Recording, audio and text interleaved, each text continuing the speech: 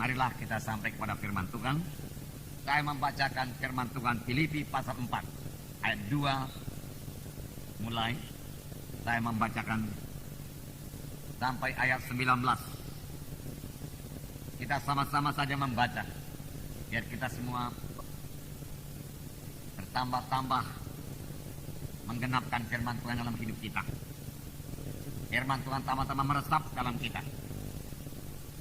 Mari, Filipi pasal 4 mulai ayat 2. Bersama-sama. Euodia ku nasihati dan Sintise ku nasihati supaya sehati sepikir dalam Tuhan.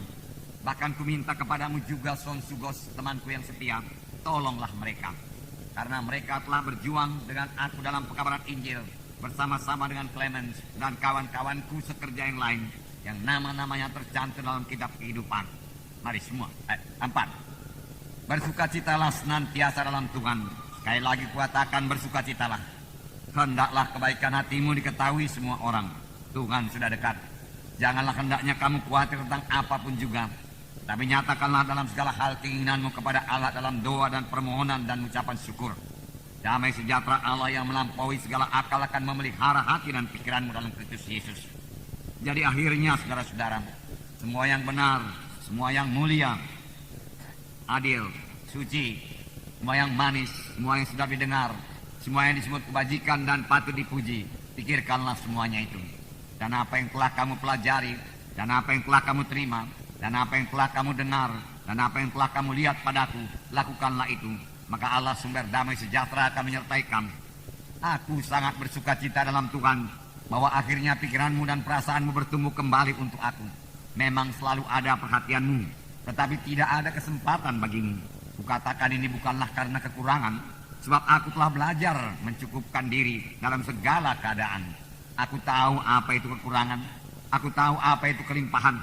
Dalam segala hal dan dalam segala perkara tidak ada sesuatu yang merupakan rahasia bagiku, baik dalam hal kenyang maupun dalam hal kelaparan, baik dalam hal kelimpahan maupun dalam hal kekurangan. Segala perkara dapat kutanggung dalam Dia yang memberi kekuatan kepadaku. Namun baik juga perbuatanmu, bahwa kamu telah mengambil bahagian dalam kesusahanku. Kamu sendiri tahu juga, hai orang-orang Filipi, pada waktu aku baru mulai mengabarkan Injil, ketika aku berangkat dari Makedonia, jemaat yang mengadakan perhitungan hutang piutang dengan aku selain daripada kamu. Karena di Tesalonika pun kamu telah 1-2 kali mengirimkan bantuan kepadaku. Tetapi yang kuutamakan bukanlah pemberian itu, melainkan buahnya yang makin memperbesar keuntunganmu. Kini aku telah menerima semua yang perlu daripadamu, malah lebih daripada itu. Aku berkelimpahan, karena aku telah menerima kirimanmu dari Epaphroditus, suatu persembahan yang harum, suatu korban yang disukai, dan yang berkenan kepada Allah. Allahku akan memenuhi segala keperluanmu menurut kekayaan dan kemuliaannya dalam Kristus Yesus. Sampai di situ dulu. Saudaraku, yang pertama nasihat Paulus, saudara, kepada sidang Filipi. Sini dikatakannya Euodia ku nasihati dan Sintise ku nasihati supaya sehati sepikir dalam Tuhan. Saudara, tentunya ada perselisihan di antara mereka. Dan tiap-tiap perselisihan ini menduka citakan Roh Kudus. Tuhan menghendaki setiap anak-anaknya saling mengasihi. Tuhan menghendaki setiap anak-anaknya bersatu dan bersehati dalam pekerjaan Tuhan. Hanya satu gereja Tuhan, satu sidang Tuhan yang bersatu dan bersehati, yang bisa mengerjakan pekerjaan Tuhan, yang bisa menggenapkan amanat agung. Firman Tuhan berkata, dalam persatuanlah berkat Tuhan dicurahkan. Ada kuasa dalam persatuan. Secara dunia juga, saudaraku. Dahulu waktu kami anak-anak, kami 7 orang bersaudara. Orang tua kami selalu berkata, bersatu kalian 7 orang bersaudara, maka kalian akan menang, kalian akan berhasil. Lihat saja lidi, dia katakan.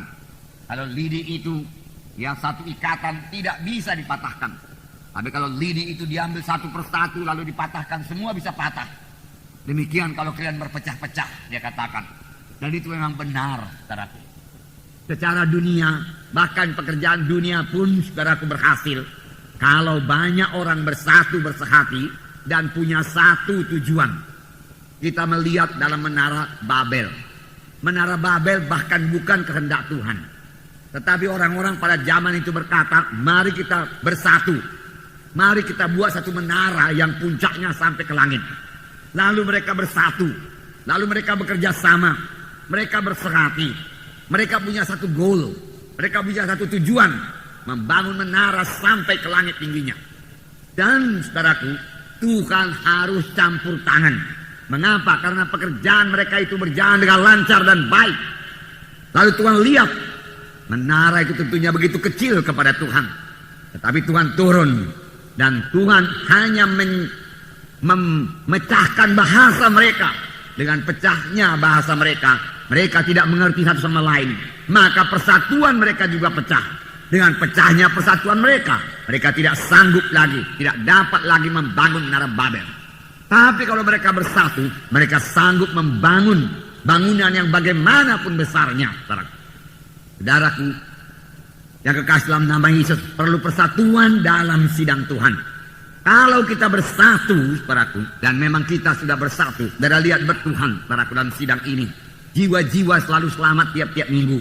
Baptisan 400-500 orang dikirimkan Tuhan tiap-tiap bulan. Kuasa Tuhan dinyatakan. Tetapi kuasa Tuhan itu bisa lebih banyak lagi dinyatakan kalau persatuan kita bertambah teguh lagi. Sebab firman Tuhan berkata, pekerjaan-pekerjaan yang aku kerjakan akan kamu kerjakan. Bahkan pekerjaan-pekerjaan yang lebih besar daripada ini akan kamu kerjakan. Karena aku pergi kepada Bapa. Kita belum melihat pekerjaan-pekerjaan yang lebih besar daripada yang dikerjakan Yesus. Bahkan belum melihat semua pekerjaan-pekerjaan yang dikerjakan Yesus. Tapi Tuhan sudah menjanjikannya. Orang mati dibangkitkan, saudaraku. Yang lumpuh berjalan, yang buta melihat. Dan ribuan jiwa diselamatkan. Saudaraku yang kekasih dalam nama Yesus, berbondong-bondong mengikuti Yesus. Ruangan-ruangan penuh. Dan ini memang sudah mulai, saudaraku, diberikan Tuhan dalam sidang Tuhan ini. Puji Tuhan, saudara. Tapi kalau kita lebih bersatu, lebih bersekati, lebih memperhatikan satu sama lain, maka kuasa Tuhan akan bertambah-tambah, luar biasa lagi dinyatakan. Amin, saudara.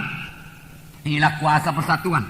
Firman Tuhan berkata, jikalau 2 orang daripadamu di dunia ini bersatu, bersekati, mohon satu perkara kepada Tuhan, maka apapun juga permintaan mereka itu akan dikabulkan oleh Bapakku yang di sorga. Rumah tangga yang bersekati adalah rumah tangga yang bisa berdoa kepada Tuhan, dan kuasa Tuhan pasti turun dalam rumah tangga tersebut. Berkat Tuhan pasti dicurahkan dalam rumah tangga tersebut. Tidak heran, saudaraku, Paulus mengatakan, mari bersekati. Euodia Sintise yang sudah bersama-sama bekerja dengan aku, dengan Clemens. Boleh jadi Euodia Sintise ini pada permulaan pembangunan sidang di Filipi dia sudah ikut bekerja sama. Tetapi kemudian boleh jadi terjadi sedikit perbedaan pendapat. Tetapi Paulus berkata, hai Sunsugos, sahabat daripada Paulus, perdamaikanlah mereka. Biarlah salah satu mengalah atau dua-dua mengalah. Yang perlu sidang Tuhan bersatu bersekati, berdamai, saling mengampuni, tidak menggosip, tidak mengkritik. Kritik, saudaraku, bukan daripada Tuhan, kritik daripada setan. Saudaraku, untuk memecah belah sidang Tuhan, supaya kuasa Tuhan jangan bekerja dalam sidang Tuhan. Setan tidak suka kuasa Tuhan nyatakan dalam sidang Tuhan. Kalau kuasa Tuhan tidak dinyatakan, saudaraku, jiwa-jiwa tidak dapat berkat. Kita rindu kuasa Tuhan. Oleh sebab itu, mari kita bersatu. Mari kita berserati. Amin, saudara. Firman Tuhan berkata, hendaklah kamu berdamai satu dengan yang lain. Firman Tuhan berkata, mengalah. Firman Tuhan berkata, perhatikan kepentingan orang lain juga. Jangan kepentingan diri kita sendiri. Care kita, memperhatikan orang lain, mendoakan orang lain. Kerap kali kalau kita sudah mendoakan orang lain, kita tidak mengkritiknya lagi. Tapi kalau kita tidak mendoakan, maka kita bisa mengkritiknya. Kalau kita lihat satu-satu perbuatannya yang tidak seturut dengan kehendak kita, belum tentu tidak seturut dengan kehendak Tuhan, kehendak kita, saudaraku. Saudaraku, oleh sebab itu hati-hati, saudaraku. Kritik, saudaraku, selalu merusak dan tidak membawa berkat. Baik bagi yang dikritik, baik bagi yang mengkritik, saudaraku.